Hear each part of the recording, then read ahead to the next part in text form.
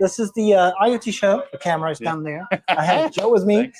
We are live from IoT Stars at Embedded World North America. We are in Anaheim, California, sunny California. And Olivier, your host, thanks for joining on. Joe is with me from Dojo, and Joe will tell us a lot about what's going on for developers, Embed Ops, and all of that in 2025. Joe, thanks for joining today. Hey, thanks so much for having me, Olivier. I'm doing great. Yeah, it's been a good show so far. Been seeing lots of people and lots of people with challenges, I think. Okay, we'll talk about these challenges. Make sure that we have an audience that is very much about IoT, and we'll definitely discuss that. There is a term on your website. Yes. Which is Embed Ops. Yes. I'm curious to have your definition, because I think it will define very well what Dojo does and how you guys are helping your customers. Right? Yeah, you bet. Yeah, so Embed Ops is a combination of embedded and then DevOps. Okay. And DevOps itself is, we're building on, combinations over and over again. But DevOps itself came out of mobile and web development probably 10, 15 years ago. And really this idea that development and operations were getting separated and siloed, and that was causing a lot of inefficiencies in the process. And so they recognized, well, let's put these teams together, and then let's not only change the culture around what they're doing, but also the process and tools that they're using, and see if we can deliver more efficiently, higher quality. And that really was the genesis of DevOps.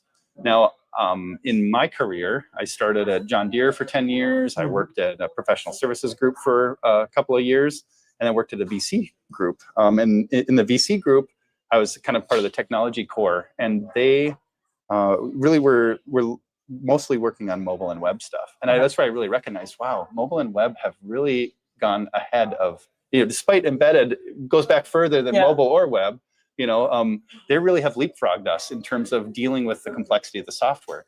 And that's where, it's like there's so many good lessons learned. They've already kind of blazed this trail for us. What can we adapt into the embedded world? Was it because it was more diverse of a world with different programming languages, lots of middleware and frameworks? And do you think that's why they needed to be more organized? Certainly, I think like the way that mobile and web exploded into the world was different than the curve that embedded was on, right? Embedded was maybe more on a linear curve, and mobile and web didn't exist, and all of a sudden it was everywhere, right? Yes, true. And so I think that just necessitated this, like you have to find a way to deal with all this complexity in the software, and you're building just lines, thousands and tens of thousands, millions of lines of code.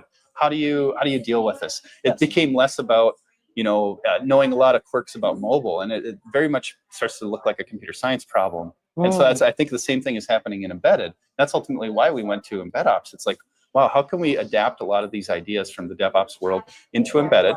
Because they can't all be just taken wholesale exactly as is. Embedded is special and unique in a lot of ways. So we have to find a way to adapt it. And then we saw a lot of people like using tools like GitLab, GitHub, whatever, right? Which are very generic. They're Swiss Army knife, right? Yeah. And so you can put something together, but people are putting a lot of code and effort and maintenance into these very specialized systems that were all largely doing the same thing. And so that's where we got for Embed Ops is like, how can we adapt, build a platform that's built embedded first? Yeah. And so embedded is evolving a bit faster, I feel, lately, especially due to AI coming in. AI at the edge, right? Which forces these devices to be more connected, more open to the interwebs, more exposed from the security perspective, but also more often in need of updates over the year. Sure, yeah. So tell me a bit about the evolution of embedded development in the last few years and how Embedded Ops has been evolving. Well, I think there's two sides to how AI is impacting embedded. One is, of course, AI at the edge and how it gets used and how it impacts customer needs, business needs on these devices. But the other side is the development side and how development changes when you have AI tools, AI assisted code generation, all of that. So I think, from code generation, it's very early days. It is doing some amazing things. And I feel like every month goes by, a new model gets created, and suddenly it's doing even more amazing things. I think right now, if you are a company that is not using AI to generate at least some parts of the code, I think you are falling behind. It doesn't mean you're behind all the way yet, but it's time to start thinking about what is your strategy, what is your focus, how are you going to integrate it? The same way at some point it's been about using frameworks or middlewares Yeah. that were providing a bunch of functionalities Yeah. versus recoding everything all the way down. We have a big problem in embedded. We like to invent it all from scratch. I like to understand every single line of code. Yes. And I think, especially as we've seen embedded Linux start to take over a lot of these, edge AI is forcing that because it's much more difficult, or maybe more. It's another domain of expertise. It is. It's no longer just plain code. There's data science involved. There's there's a bunch of things that embedded developers are not that comfortable with. Well, they might have been comfortable with many things until now, right? Right, and it was in the past, maybe 20, 30 years ago, maybe I was writing 5,000 lines of code and a single engineer could understand every single line. Yes. Now it's an embedded Linux system. I don't think there's a person in the world that has read every single line of the embedded, this is the Linux kernel, and then all of these drivers, everything that you're building on top of this embedded system. You have to have some amount of trust. You have to have new techniques to test these devices and to maintain them. Like you said, updates, all of this becomes like we have to raise the layer of abstraction. We cannot sit down at the bare metal forever. And what do you think are the top challenges today, 2025, when it comes to managing an embedded project at scale? What are the top challenges today? Yeah, I mean, I think speed, time to market that hasn't changed. And I think that the challenge is that as we get better at building these more complex systems, we also have difficulty. The needs of the market are increasing. Now everything has to be connected on the internet. That adds a huge amount of stack. Whether you're connecting through BLE or Wi-Fi or whatever, right? You have to. All of a sudden, there's a bunch more code that you have to maybe not even understand and pull in. Yes. I think so. So that time to market is a really big thing. I think code quality is going to be a big thing coming up. Whether it's just the normal bugs that we add every day. But now I have to build 1 million lines of code instead of 1,000, or if it's lots are generated by AI. Exactly, and as you start, and guess what? If you think your employees are not generating code with AI, they are. Yes. But you have to be more careful when you embed it because you have limited resources. So your code has to be less busy, less bloated. So that's certainly one of the main reasons why embedded developers had a good control over their code, because like every single line counted. Every single allocation of memory. It was a system level optimization problem, right? Yeah, and now I think we're seeing that, processing power is becoming cheaper and easier and more ubiquitous. Now, AI is pushing that again, but for a lot of, common embedded cases 10, 20 years ago, you could do it for a lot less battery, a lot less power, and you could get, there's so much compute in a 50-cent chip, It's so wild. So it's not as important to optimize out every single little piece of it, right? So in a nutshell, couple more minutes. How does Dojo, how do you approach a project with a customer? How do you help them? Yeah. I think, one big thing, so we have modern-embedded.com.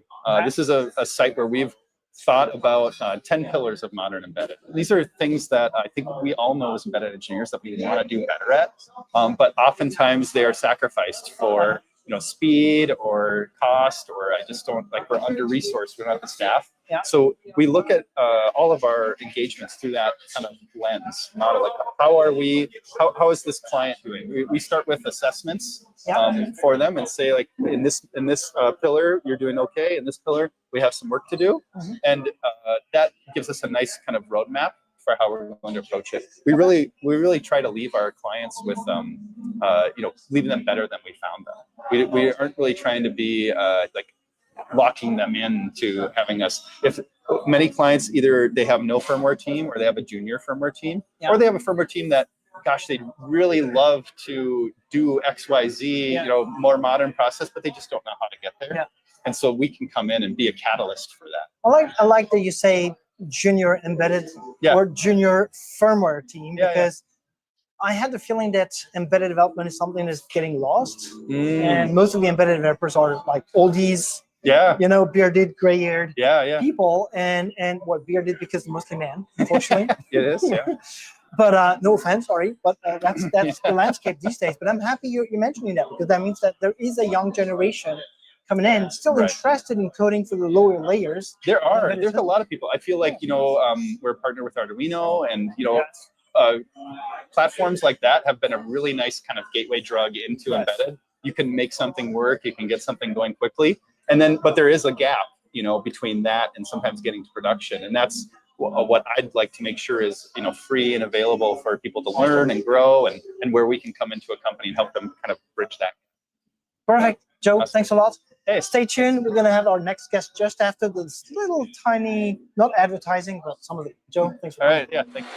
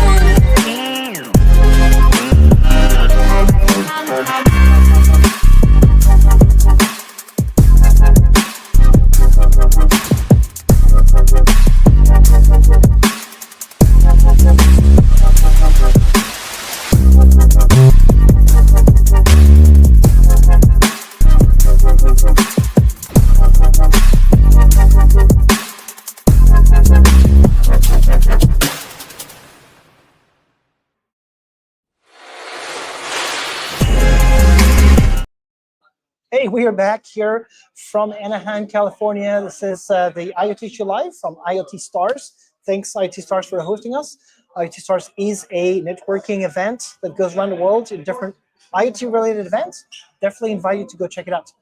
We have Dan with us. Dan, how are you, man? Hi. Good to see Hi, you. Olivier. Good to see you again, Olivier. So you came to the IoT Show already to talk to us about Walter, Yes. an interesting solution that mixes and matches different types of connectivity for embedded devices. Exactly. Right? And here you came with something even more interesting than just connectivity. Yes. When devices need to connect, they will consume power, energy, Exactly. to send data over the air, right? Exactly. So tell us a little bit about yourself. What is Yeah. Walter, as a reminder for people, and then Yeah. we'll jump into that.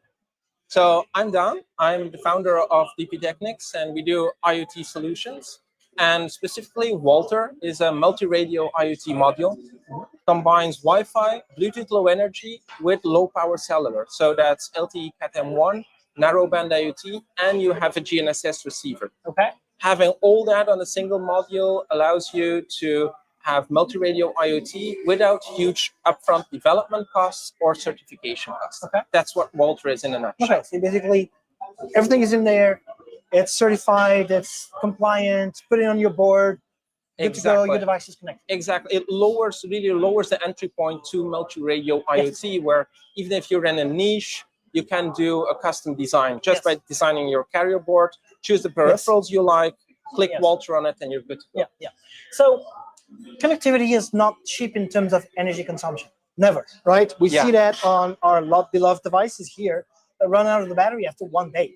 Mm-hmm. And most of it is, most of it is a screen, maybe, but a lot of it is data. Yeah. Right? Yeah. So how do we make it work on an embedded device, especially if it needs to run on battery or be out there with limited energy resources? Yeah. So I have here a proof of concept that we did. Yes. So we have the Walter module. Okay. We combine it with a solar panel, an E-piece energy harvester, and a supercap. Okay. So this contains no batteries, only the supercap. Okay. And the key is two things. The module needs to be okay. So you need to have good low power capabilities. Walter consumes only 9.5 microamps in deep sleep. Okay. And your software needs to be on par. So what we need to do is you need to have the software talk to the towers, get into PSM mode, get into EDRX mode, and manage deep sleep correctly. And that's what our libraries do. Okay. They're open source on GitHub, so freely available for you to use with the Walter module. And the Walter module then negotiates with the towers how to go into these deep sleep modes. And this proof of concept shows that we can actually use cellular communications on really low power. Okay. It transmits sound pressure level every 30 minutes just by harvesting the 0.3 watts solar panel, solar power from this panel. So it can be really low power. And super cap, so that way you have some buffer of energy down there, right? Exactly. So of course, being in sleep mode consumes next to nothing, 9.5 microamps. Yes. But transmitting is power hungry. So you have a burst of energy, and the solar Exactly. panel will not give you that Exactly. much. Gotcha. Exactly. And there's nighttime as well. And because there's that many half hours in the night, right? Exactly. Yeah, Exactly. okay. Yeah. Okay. Yeah. And so you say it's a proof of concept, Yeah. right? So you're basically working at different partners for the solar panel and so on. Yeah, exactly. We have a voltaic solar panel. We have an EP's energy harvester. These are two manufacturers that are really in the IoT world, focusing again with their products on having low quiescent current and really getting the most out of it. Okay. So if you're working on this kind of proof of concept, that means there are actual customers who are looking for that. What kind of scenarios are we talking about that would require having this kind of solar panel energy harvesting on an embedded device? Yeah. Well, we have one customer that is doing monitoring of horses, and they are now using a LoRaWAN based solution, but they want to switch over to cellular because they want to remove the hassle of installing a gateway at every farm because there's no LoRa coverage in that area. Okay. So they want to switch to cellular, and they want to drop the batteries. So that's an ideal solution to go to a solution with actual energy harvesting, because the horses are outside. They have enough light to harvest energy. And with this proof of concept, we've shown to them that it's actually possible. Gotcha. Then your phone is telling you. Yeah. That's not. No worries. I was like, is it mine? No, it's not. We had an interesting vibration happening down there. Not under control, no deep sleep or whatnot, right? No, that was in RRC active mode, to speak it in technical terms. Awesome. Cool, Dan. In a nutshell, tell me a little bit, how is Walter doing? Walter's my friend. I owe you a blog post about it because you sent me a unit and I still need to work on that. Yeah, you still need to test one. Like in front of actual, people. I will do that, I promise. Yeah. Tell me, how is it going? What kind of once again, use cases, projects are you guys working on? Yeah. Well, Walter's doing fantastic. It's been on the market for a year now. Yeah. And now the volume orders are getting in. So we've seen all over the world, like from Australia to Europe, even in Spitsbergen, high up north, people are doing designs with it, like doing these kind of proof of concepts. They go to their customers, talk through it, and now we see the first designs with Walter coming onto the market. Nice. We have customers like the horse monitoring system. We see projects in oil and gas industry. We see projects in agricultural settings with weather stations. We have projects on the North Sea where vessels are being monitored. So yeah, anything that has remote connectivity on low power, that's where Walter really outperforms. Awesome. Yeah. Awesome. Pretty happy. Can people learn more? You said you have code open source for the software that will manage this deep sleep and do things correctly. Any recommendation for where people can learn more about Walter and what's going on there? Yeah, just go to the website quickspot.io. There on the website, you'll find links to our GitHub where all the source is available. But we also have a Discord community available. Yeah, that's support is really where we want to make the difference. We see, and the cool thing is with Walter, we see a lot of companies that were previously outsourcing their IoT designs because Walter does all the difficult and heavy lifting, and we have the open source software. We see companies actually doing these designs in-house. And with the Discord and chat support, we're giving them free accessible support by our engineering team that's available on the chat. No email, like you need to send something, wait 3 days before you can continue. No, it's just direct one-to-one conversations. Okay, cool. Awesome, Dan. I'm very happy that things are going well. Thank you. I'll see you soon. Yeah, thank you. Well, stay tuned for the next guest on the IoT Show today. We'll be back.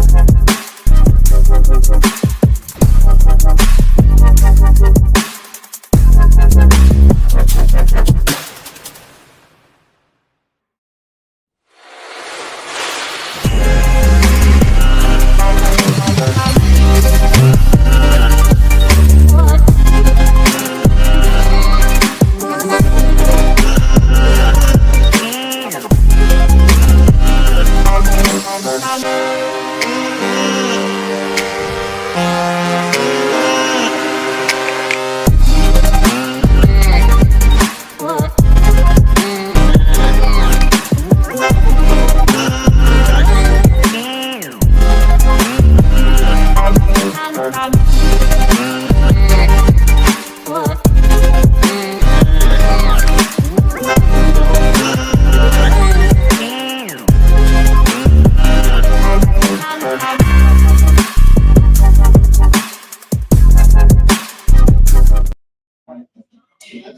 we're back here on the IoT Show. This is Olivier, and we are still at IoT Stars. Thanks for joining in. We have Window, right? That's Did I right. say correctly? Yeah. Awesome. I was like, I'm going to butcher that name. Shouldn't. So you work for a company called Fizzle Technologies. That's right. And I'm the founder of Fizzle Technologies. And you're the founder. Cool. So tell us what you're doing. What is your background? And then we'll jump into some questions related to IoT security. Yeah, sure. Well, I started Fizzle about 4.5 years ago. Okay. And it was because prior to starting this company, I was a CISO, or Chief Security Officer, at companies including Square, Fastly, Mozilla. Okay. I was the Chief Software Security Officer at Intel. Okay. I owned all the security and privacy features for iOS and OS 10 at Apple for almost 6 years. I owned security sign-off for the Windows operating system while at Microsoft for multiple revisions of the operating system. I used to be colleagues. Yeah, I was a security software engineer. I was a security consultant. I was a security researcher. Okay. I had a lot of time to see what the security state of the world was. And in my role at Intel, I got to see that a lot of the work that we had done in these general purpose operating systems really hadn't made its way over to the devices space. And that it wasn't so much that we didn't know what to do to secure these devices. We absolutely did. It was that it's really hard to do, especially with so much hardware diversity out in the space.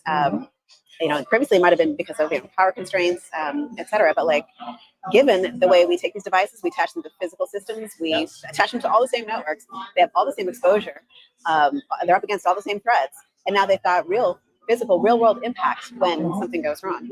So I spent a lot of time thinking about what I could do to make it easier for device makers to get these capabilities into their systems, because there are a number of things that you see in general purpose operating systems deployed in the data center or even on workstations that are just underutilized in devices. So that's what Fizzle Technologies does. It makes it really easy for device makers to incorporate these sophisticated security capabilities into their devices really quickly and easily. Yeah, especially because I used to be an embedded developer. We didn't care much about that aspect of things because devices were not connected before.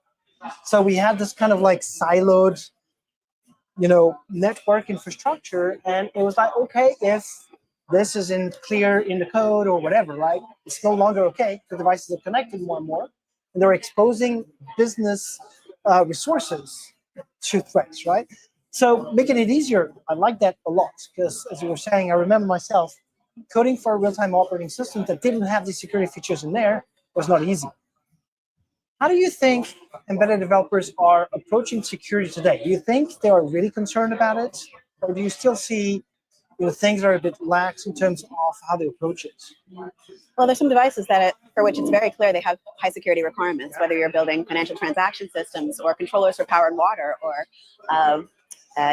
industrial manufacturing equipment, or medical devices, or military equipment, or space technologies, aviation, automotive. There's so many different types of systems that have very obvious security requirements. I think a lot of folks kind of struggle with justifying the investment that's required in order to get these capabilities up and running. Because something like Secure Boot could take a team 18 months, even 2 years to get up and running. It's the implementation, but then it's also the testing, because it's inline and it has to be completely reliable, right? Yes. So it's I think justifying making that investment to do this work. So that's one of the things that we're trying to help teams leapfrog by making it easy to get the capability in place without having to do everything from scratch, without having to do the labor that is otherwise required in order to get these capabilities in place. No, I like that you mentioned a few things. Security is a very comprehensive and exhaustive thing to do, right? And when you approach security in this kind of device, if you're an application developer, there's always that you have to care about, because you're running on an OS. You certainly have a device management infrastructure in place and so on. While you do embedded, you have to think about, you mentioned Secure Boot. Yeah. You have to think about encryption of your binaries. You have to think about secure enclave eventually if you want to run things in a secure environment. The encryption stacks are limited resources, so do you have compute for encrypting, decrypting, whatnot, right? So how do you make it simple? By implementing Secure Boot for a lot of different hardware platforms. We work closely with all manufacturers to make sure that Secure Boot works on that platform. So for all of their customers, then they get this board and they've got a Secure Boot implementation that requires no no engineering at all. box. It works. It just works out of the box. But then additionally, we have backend services to support this, right? A backend service to do firmware signing, Okay. to do key management. Key management is the core problem for pretty much every security problem. That's an absolute nightmare. So to be able to like take that lift for the engineering team, that makes it tremendously easier. And then to do update and management, tying update into the same validation mechanism so that you can be confident that the update is verified by the same encryption mechanism that's rooted in that hardware root of trust, so that you can maintain that secure execution state across updates as well. It's all tied together. And then you get to the place where, okay, I've got my high integrity system. I'm pretty sure that it's running the code that I intended it to run. And now I want to deploy something to it that's also critical to protect, something like secure configuration or an AIL model, an AI model that we want to deploy at the edge. Being able to encrypt that and keep that safe, the same way that we protect the updates, the same way we protect and validate the kernel. That's kind of an expansion of the same capability. So when I think about security for devices, to me, there's two big types of security. There's the static security, as in, encrypting your firmware, making sure that it's what I want running down there. That's what I call static, as in it's something that is, controlled in time. And then there's more dynamic, communication between devices, attacks that can happen on an IoT infrastructure. Are there things you also deal with or see out there, or are you mostly focusing on what is more, I would say, the static security? I would break it up into two different groups. So resilience capabilities, things that make your system more resilient to attacks. And then capabilities, and that set of capabilities is very measurable. When it does the thing, you can tell the thing is done, right? So like encrypt the thing is now encrypted, I can tell, right? And then you've got capabilities that are looking for the bad thing, right? Which is hard, right? So let's say endpoint security looks like this. Anything that's scanning for, let's say, looking through your source code, looking for a code construct that might result in a vulnerability, you might find it, and you might find something, but have you found all the things? And if you didn't find anything, does that mean that nothing happened, or does that mean that the system doesn't know how to look for it? So as a CISO, it's always been very difficult to figure out how to value those. If you can't tell whether it did completely the thing that you needed to do, you never have confidence that it's doing enough. So I really do like security capabilities that provide a measurable impact, right? So for example, the kernel is signed, validated by hardware. If the signature fails, it doesn't boot. If the signature succeeds, it boots, and you're running a kernel that was signed by a key that is protected by your key and firmware signing infrastructure. So those are the kinds of capabilities that I consider resilience capabilities. And they go to build the overall attack surface mitigations for the device. Okay, that makes sense. No, I like the way you're presenting that. It makes more sense than where I was going. But the other aspect of the modern, I would say, embedded world is edge AI, like AI coming to the edge. There's one part of it which is bigger binaries that are coming to the edge because models take room, so bigger attack surface for hackers out there, bigger volumes of data to transmit in and out. Encryption might be something that comes in terms of computational resources in addition to the actual AI models running down there. Do you see things evolving, changing, in terms of security when it comes to AI coming to the edge? Absolutely. After you do all that research, you make a huge investment in your AI model, and then to deploy it on the edge, it's actually out of your control when it's in deployment, right? So being able to encrypt it so that you can be confident that it's encrypted in storage, that it's encrypted in transit, that it's also what you intended. Because sometimes you want to make sure that the thing that's executing is actually what you intended to deploy, that there's nothing, let's say, inserted that's not exactly what you intend. All those things are even more important when we're talking about AI at the edge. Yeah, true. Well, when we're talking about deterministic systems, integrity of the result was guaranteed by the integrity of the code doing the analytics, right? Because it was deterministic, real time. Now with AI, it's just like, can you trust the result if you don't trust the model, right? So it's even more important to make sure the model is right. I like that. That makes sense. Awesome. Anything you would recommend IoT developers, IoT practitioners to pay attention to in 2025? Absolutely. So if you sell to the European market, the European Cyber Resiliency Act means that you've got to do a lot of this work. Yes. Right? You've got a lot of work to do, and that's great because it means all these devices are going to be much more secure. But for those teams that are looking ahead to 2027, well, it takes time to get this stuff in place. So that's one of the things that this can really help with, getting a lot of these security capabilities in place so that you're ready for CRA before 2027. Yeah, and if you don't know where to get started, just contact Fizzle Technologies. Right? Tech, that's us. We'll put on the recording, we'll put some link down there. Fantastic. Can you spell out their link for those who are watching live? Sure. Thistle.tech, THISTLE.TECH. Awesome. Thank you very much. Very nice Tina, meeting it was really nice having you today. And hopefully we can go into a more in-depth discussion in another IoT Show episode. I would love that. Absolutely. Awesome. Stay online. We have our next guest lining up soon.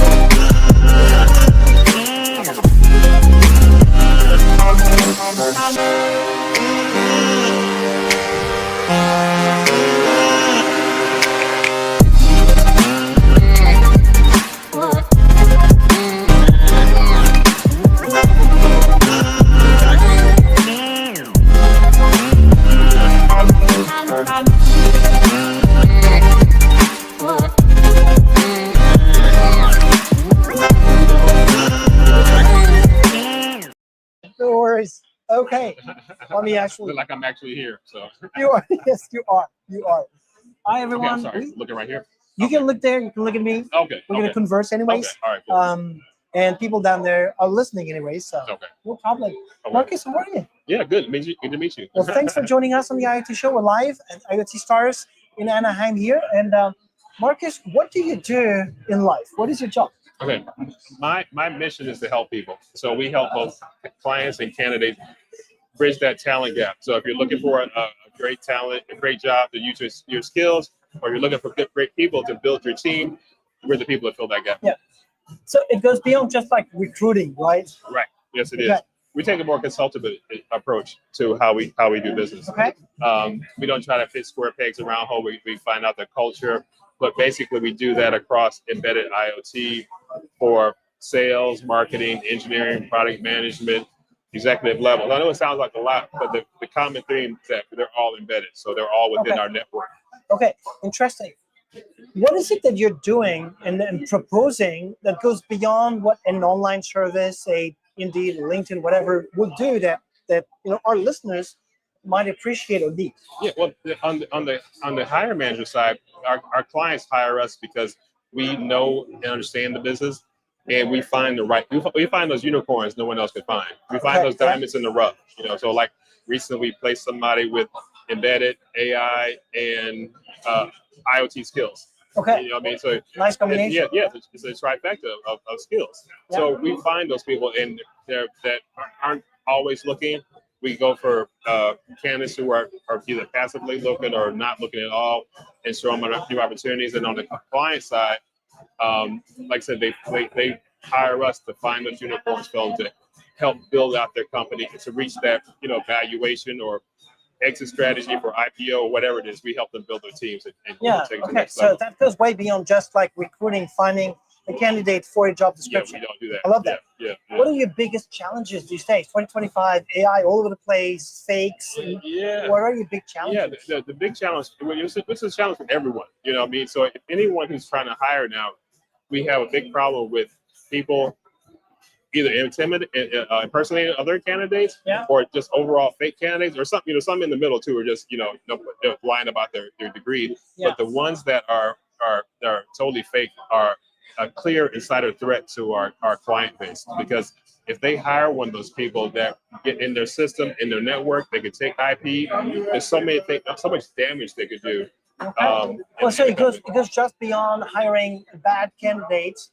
It can go into industrial spying and this kind of things, right? Exactly. Yeah. A bad candidate is the worst of your problems, right? I mean, the least of your problems. Well, yeah. Well, you would detect them rapidly once they're here. It's like, well, you don't know what you're talking about. Exactly. Yeah. But if you get an impersonator that's maybe doing 2 or 3 jobs and working for a state-sponsored agency to do that espionage like you're saying, and it could take somebody's valuation totally away if they get in there and something wrong in the network. Yeah. So what are the profiles companies are looking for in the world of IoT embedded? You mentioned embedded IoT AI as a combination of skills. Yeah. So what is the unicorn out there? Right now, we recently placed someone who had the embedded IoT and AI skill, which is I'm sure I know that. Right, exactly. That one person.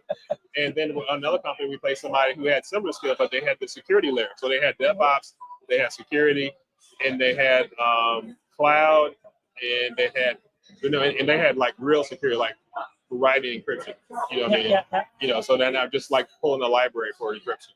But it feels like this might be very expensive, people, right? It really depends. The thing is, like, the remote is a blessing and a curse, only because that if you do a remote approach, you can cast a wider net to get the talent you want.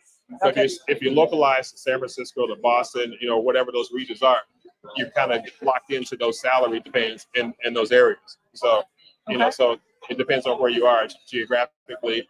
But the thing is, a lot of times we'll get engineers, but we work with some very interesting customers, clients.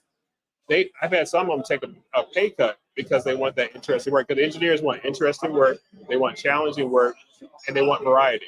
If you're stuck doing that same silo thing, engineers like, I need more. Yeah, that's why this combination of IoT, embedded AI, and security is very interesting. Right. Because it gives you the opportunity to not just like focus on the little part of a project, but have this big picture. That's what I always loved in embedded development in general, and more with IoT, with the cloud aspect of things that came into play. It's not just that little tiny piece of code within a big project, within a big product. Right. It's really about this entirety of the spectrum that we can look at, work with, evaluate, and so forth. Yeah. And I've been doing this for a long time. So when I was doing it, it was like they call it the post-PC era. So it's just, some device or a handheld thing. Yeah. And now it's like you said, it's all conversion, cloud, AI, embedded, IoT, firmware, hardware. So yes, it's a lot of variation there.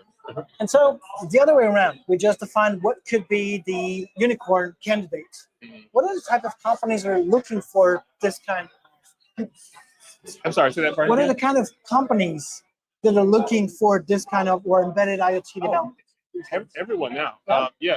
So hardware companies want to be more software centric. So they're trying to get more software related people or technologies that they can sell. Everybody wants to be on a subscription based model.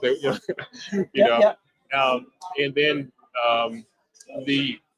but like a lot of our clients are going towards cloud models where they were before strictly, sell a seat, sell a low license, do a royalty. But they're doing cloud because they want to have that subscription model. So that it's just that convergence because and then now, like I said, you're adding AI into it. So like if you hire hired engineers, you may not expect them to know AI, but they expect them to use AI tools in their development.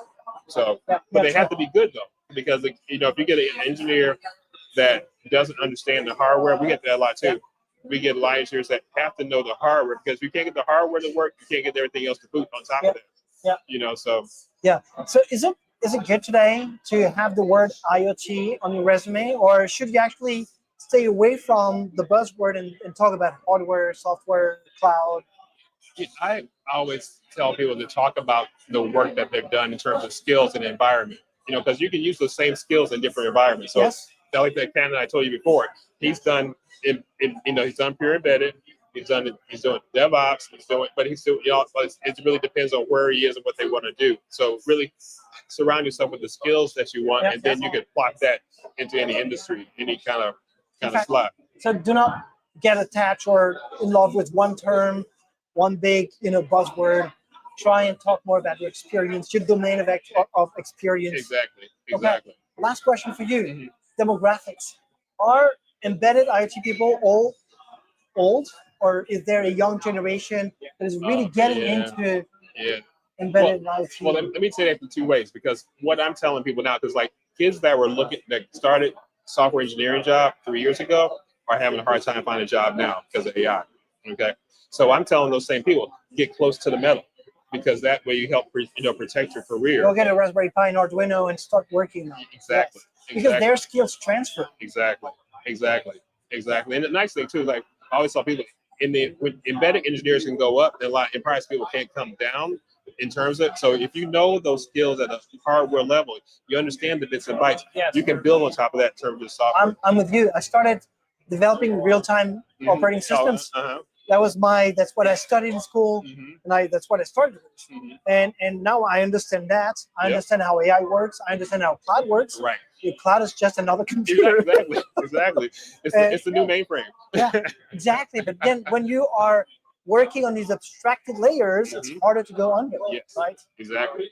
And if you're not technical enough, you really won't understand it. You probably read a data sheet. You know how many people in enterprise are reading data sheets on boards to understand the bits and bytes that are involved to make it work on that particular architecture. Yeah, that makes sense. Yeah. Marcus, fantastic. Yeah. It was a super interesting conversation. Thank you. Thanks for your time today. Thank you for having me. And everyone stay online. We have our next guest lining up. All right.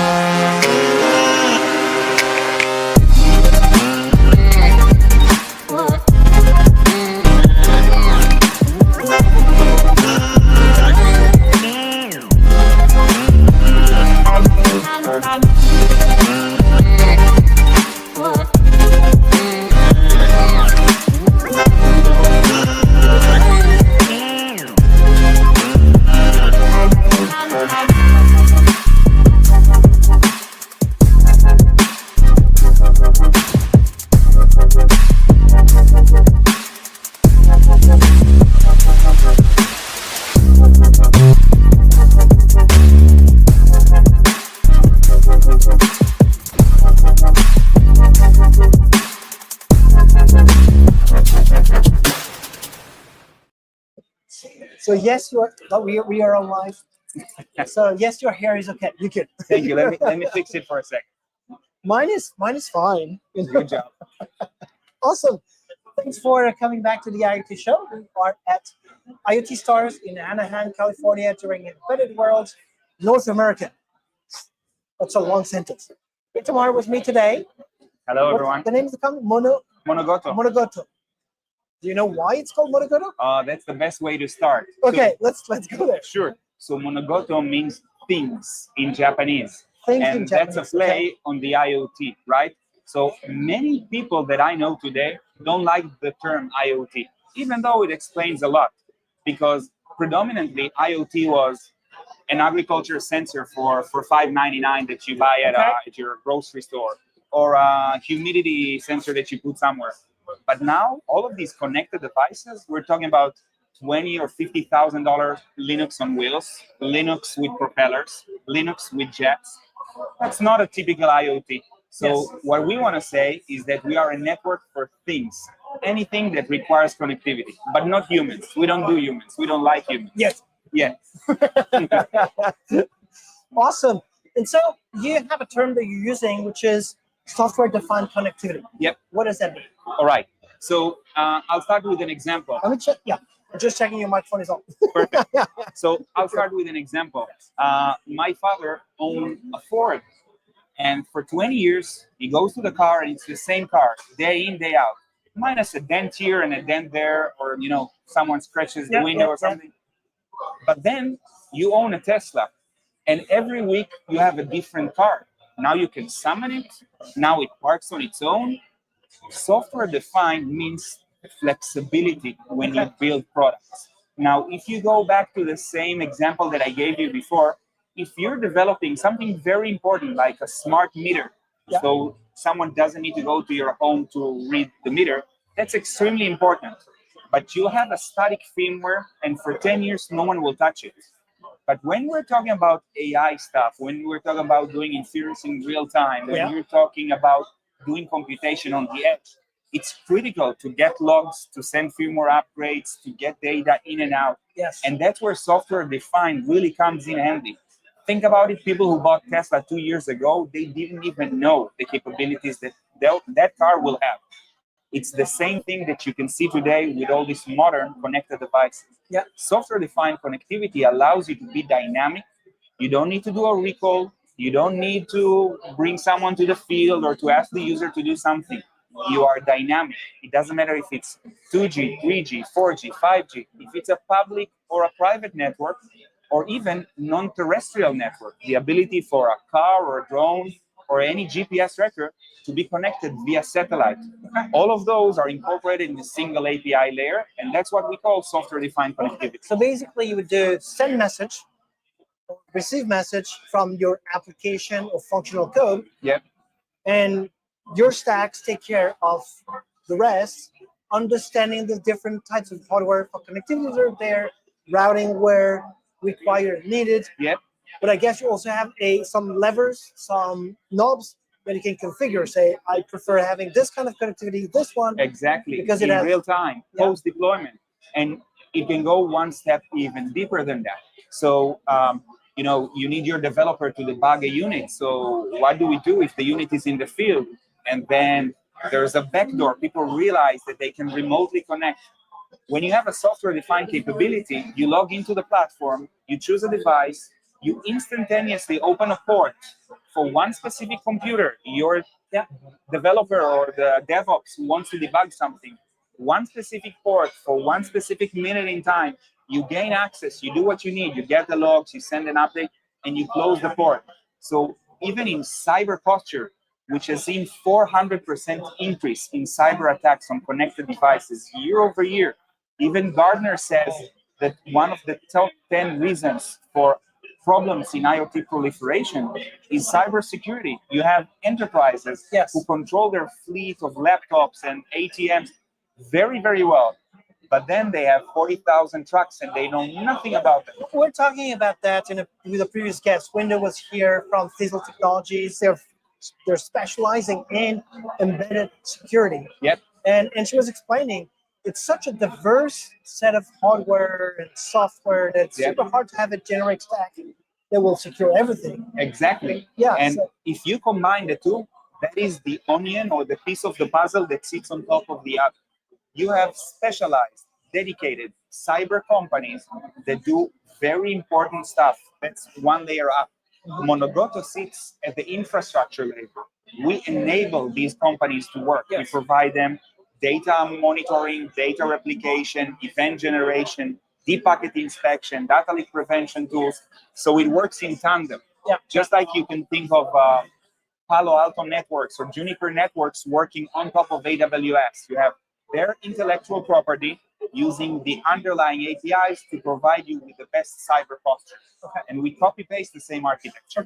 So I can see how we can expose a generic API for applications on embedded devices to communicate, and eventually APIs on the back end as well to get these logs and so on. In between, there's a custom part though, right? Because on a specific hardware design, you're going to have different types of modems, different kind of modules, sums, whatever. How do you work with customers? Do they go and pick the various stacks and combine them into a middleware? How does it look like? It's a great question because it helps me explain one of the core DNA beliefs that we have. And we call this cloud best practices. So Monogoto, we are an API platform for developers, and we embed the cloud best practices. We have almost 1,000 APIs, and all of them are fully documented. You can go online and you check them. When a developer works with us, he doesn't really want to speak with us. He wants to be independent. So what we see is a beautiful thing. Companies come, they start reading our documentation, and they mix and match. They take 15 APIs here and 2 APIs there, and a couple of other APIs they just use to configure their account and they don't touch anymore. And if you can see the parallelism, this is exactly like you do with AWS. They have tons of applications, tons of APIs, but not everyone needs everything. Sure. So you're basically composing your software-defined connectivity stack with your different bricks. 100%. Exactly. Exactly. I'm happy you explained that well. Thank you so very much. Awesome. What are the big challenges in that world? So you bring up, this combination of bricks that allow building that software-defined connectivity. 2025, what are the big challenges that you're seeing in achieving, AI at the edge, embedded at scale, this kind of things? Oh my God, this is the best question because first of all, I can talk for hours. I don't know if you have the time, but people might not tune in. But it really explains this explosion need for connectivity that we have today. So take an example: a customer doing fleet trackers with a dashboard camera for 10 years, and they have hundreds of thousands of units deployed, even worldwide. And then they give you a call and they say, we now have AI on the edge. We need low latency. We need local breakthrough, local breakout. We need the ability to send bulks of inference logs. We need the ability to have our developers remotely monitoring. We need a different group of devices to be part of a anonymous testing group so we can get more logs. And either you tell them, oops, or you tell them, no problem, one by one. First, let's talk about the architecture. 2, let's talk about the latency. 3. And this is one of the main challenges that we see, because if there is a quote that I love, and I use it a lot, there's no AI without data. And there's no data without connectivity. We consider ourselves so lucky because we are the picks and shovels for this golden age. If you're building something smart, something that moves, you have to have it connected. So either you go old school, the equivalent would be an on-prem server, or you go new school, the equivalent would be the AWS, and you work with us. Yeah, I would argue there's something in the middle, which is you bring some of the compute at the edge.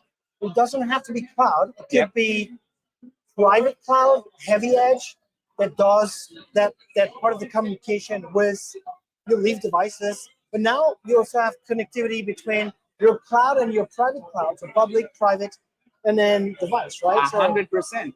And think about it. I love your example because it's not even 1 or 0.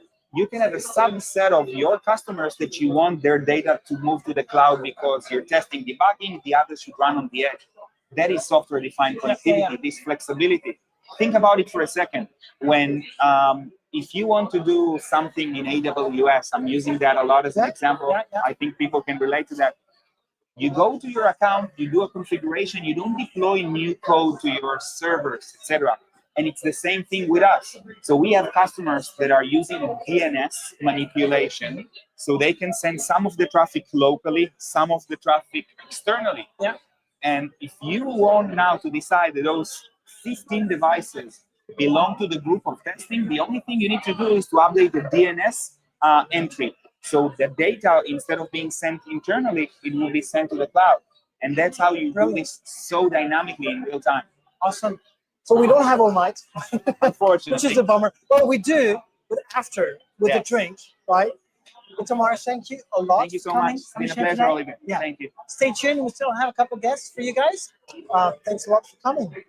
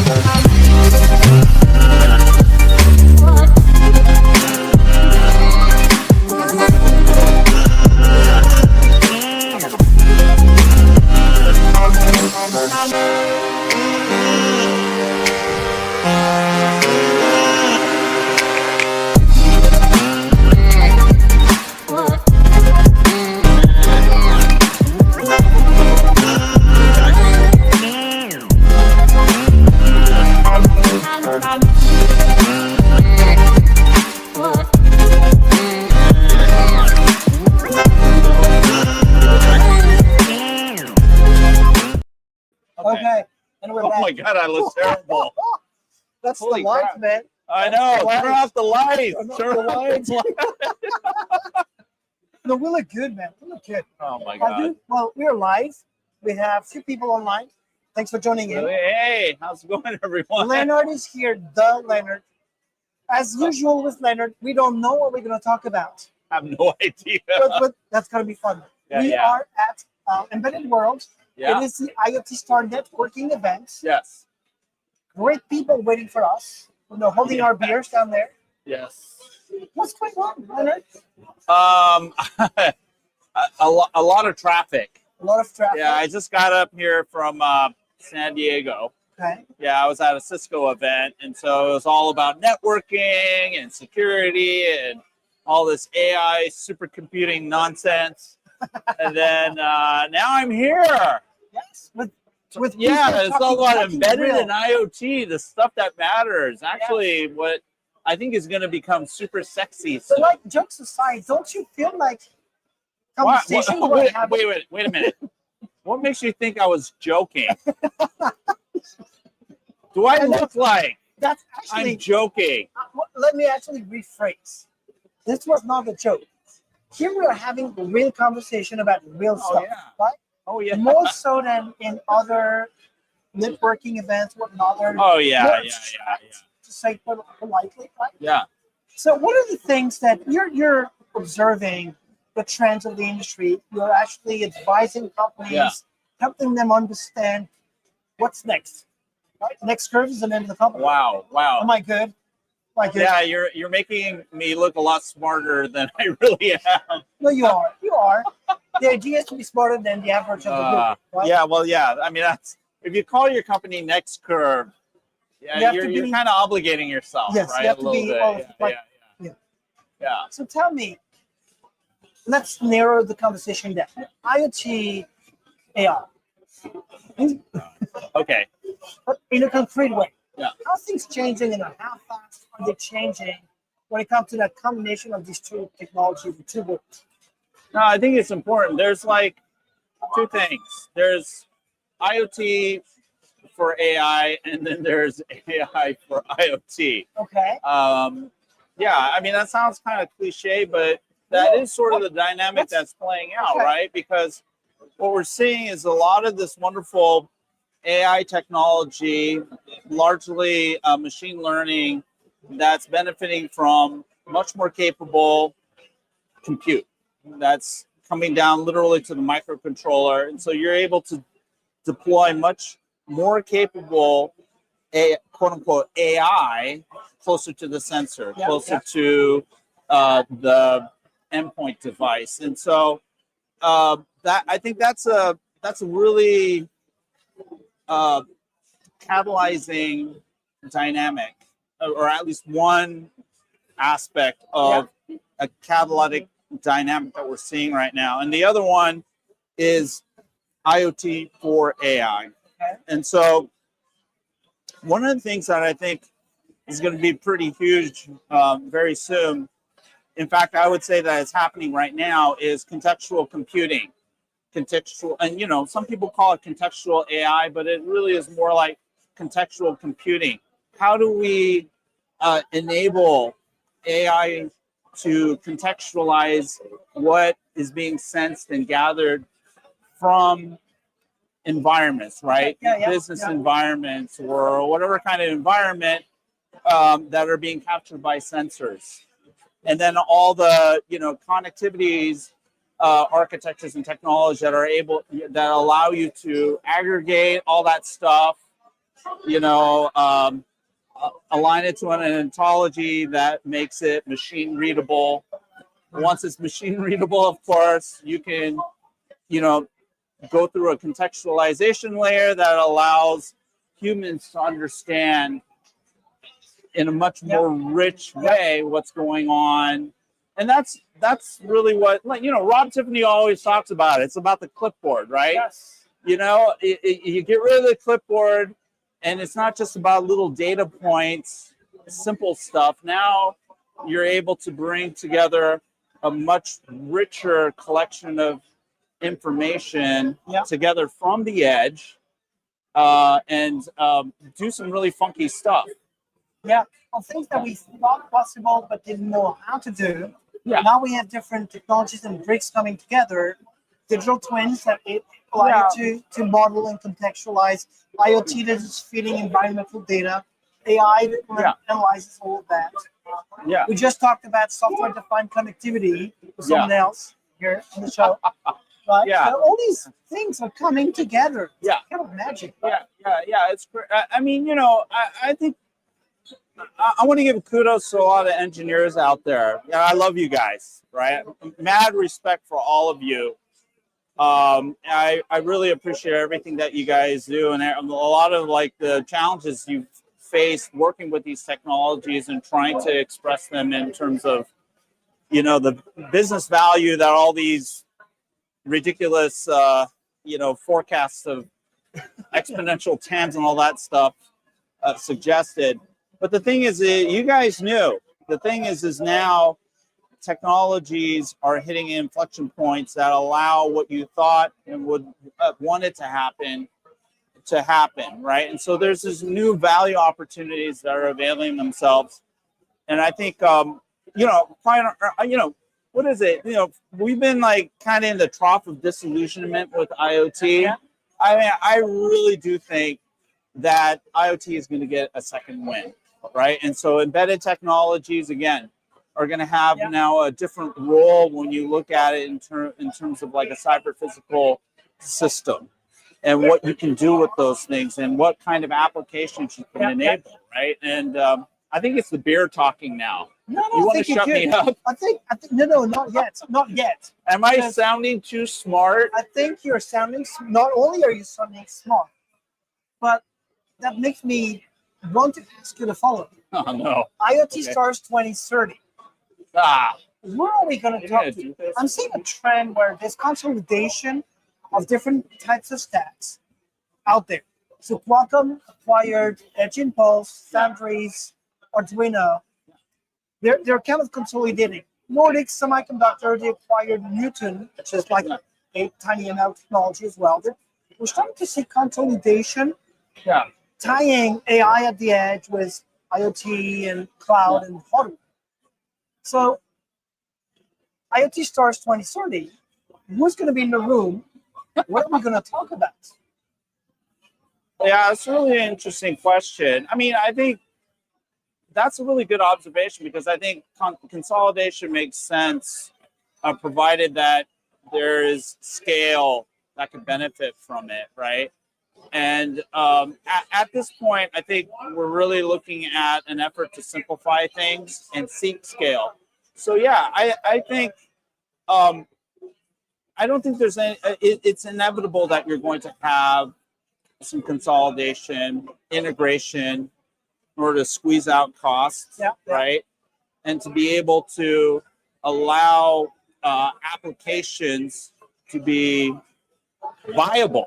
I mean, that was like one of the biggest challenges we had in IoT for more than a decade is viability. It's great in terms of like, a technical capability, but was it viable, right? From an economic standpoint. And so, yeah, you're gonna probably see a lot of the. I mean, you do see a lot of the semiconductor companies, whether it's ST Micro or it's, even the analog devices, Qualcomm, NXP, all these guys now trying to bring the stack together. Yeah, NVIDIA, arguably, AMD, all the guys, right?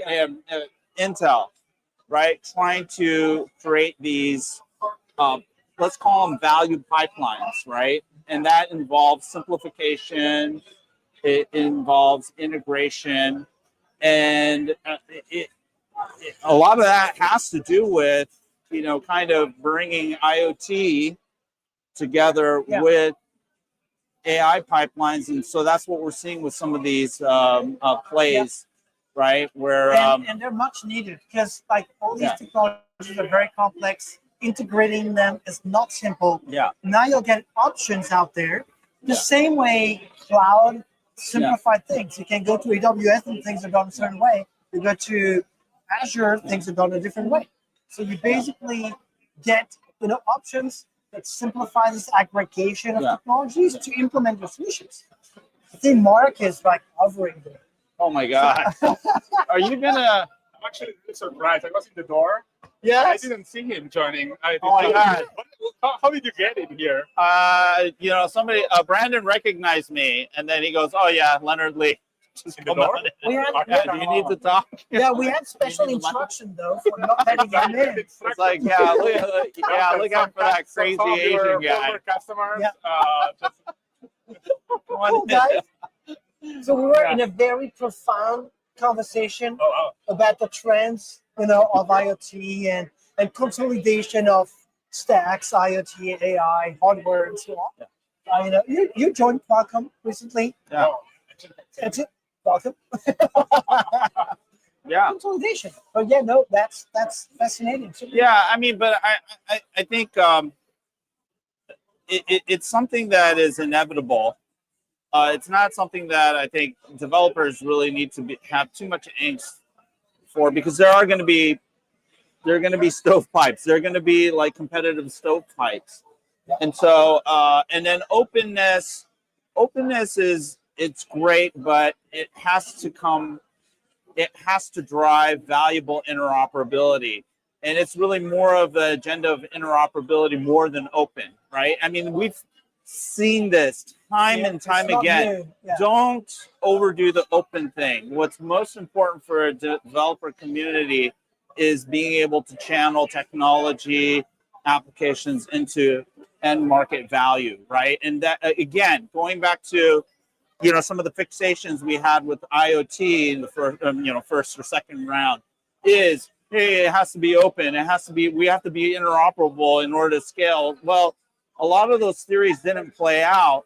And so, one of the things that I would highly recommend both the Edge AI community and the IoT community and the combined IoT plus Edge AI community is, don't get too fixated on that stuff. Don't get religious about things, right?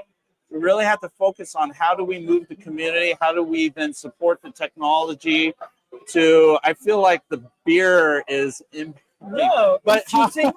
maybe I should drink more beer. But how do you create that dynamic that channels that technology into those applications? And scaling is like, we've talked about it on IoT Coffee Talk forever. Scaling is a weird concept. Yes. You have to be very clear on what you mean by that, because scaling in one context is different from another. And the strategies that you come up with related to driving scaling, whether it's for your business or it's for the technology or the service, those are different. They're not the same, right? And so you can't generalize things like that. So hopefully a lot of these things that we've learned in IoT, we applied them, the lessons learned in this next round, this next opportunity. And as some encouragement to the community, yes, there is a new opportunity here, and there are high value opportunities in some industries that have a crap ton of money, like the semiconductor industry right now. And so, those of you who follow me know that I do a lot of stuff in the semiconductor industry. Maybe this is the answer for this question. Oh, We have some beer coasters at the IoT Stars, and one says, if your technology has a steep learning curve, it's a bad product. So probably this is like the conclusion of the summary of what you say. Yeah. sounds like good timing. Yeah. Thanks, Mark. We have another one. There is no such thing as off-the-shelf hardware. Everything ends up custom. Yeah. No, I agree. A lot of it becomes bespoke. Yeah. And you will love this one. The best dashboard is no dashboard. It's automation that matters. Well, some philosopher has been writing this. Oh, wow. Yeah. You don't have a, So now here's the Who made question: these things up? Who created this? it's us. It's Lawrence and me. Oh my The god. key to Edge AI adoption is better developer experience. What do you think it's a key for Edge AI adoption? Yeah. I mean, that's definitely It's one greasing of the wheel, but again, it has to be direction. You have to be moving in the right direction. A modern embedded stack is unlocked to any hardware platform. What? A modern embedded stack is unlocked to any hardware platform. So that one we about need to triple click on that one. That sounds That's like gonna something be- you would say. Yeah, and that's gonna be for an IoT coffee talk, Yeah. right? Yeah, and you will love this one, the last one. The only reason you need 5G is because you didn't optimize your system with Edge AI. Okay. Oh my god. What do you That think? would- That one you were I think you were smoking something when you came up with that one. Yeah. Yes and no. It's complicated. I think that's our wrap. Yeah, I think yeah. ending up on these quotes. Everyone, thanks for tuning in. IoT Stars, thanks for hosting us. Yeah, And Ah. awesome. I'll see you soon, guys. Thanks. Yeah. Bye-bye.